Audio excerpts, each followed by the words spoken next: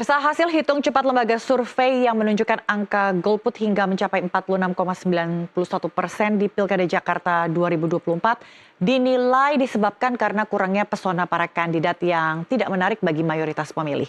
Angka golput pun disinyalir akan bertambah besar apabila Pilkada Jakarta berlangsung 2 putaran.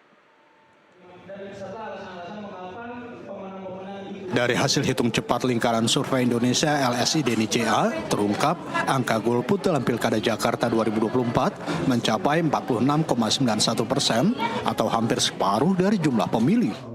Peneliti LSI DNICA, Aji Alfarabi mengungkapkan 30 hingga 47% warga memilih tak hadir di tempat pemungutan suara didasari beberapa faktor, diantaranya dari pesona para kandidat yang bertarung dianggap kurang menarik, sementara kandidat yang menjadi favorit justru tidak ikut berkontestasi di Pilkada Jakarta, sehingga kandidat saat ini dinilai masih di bawah kesukaan para pemilih, seperti mantan Gubernur Jakarta Anies Baswedan dan Basuki Cahayapurnama alias Ahok.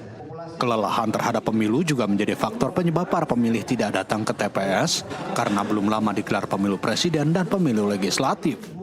Para pemilih di Pilkada Jakarta disinyalir semakin apatis jika Pilkada berlangsung 2 putaran, sehingga membuat angka golput akan semakin bertambah. Di Pilkada tanggal 27 November kemarin, ya, mereka yang golput di DKI kan cukup tinggi, 40 sekian persen yang golput. Ya. Nah, kalau kemudian terjadi putaran kedua, ya, kita menduga, ya, secara pengalaman kita maupun secara teori ya, bahwa ada kemungkinan kecenderungan golputnya akan makin lebih tinggi karena orang nggak punya pilihan lagi selain 2 calon itu ya.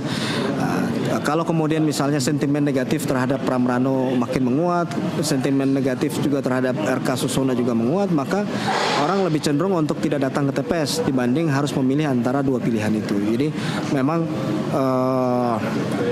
PR besar buat kedua kandidat dalam rangka untuk bisa menangkan putaran kedua adalah memobilisasi pemilih. Tapi memang pertarungan head to head kalau sentimen negatifnya sama-sama kuat, maka kecenderungan orang untuk tidak memilih lebih besar ya.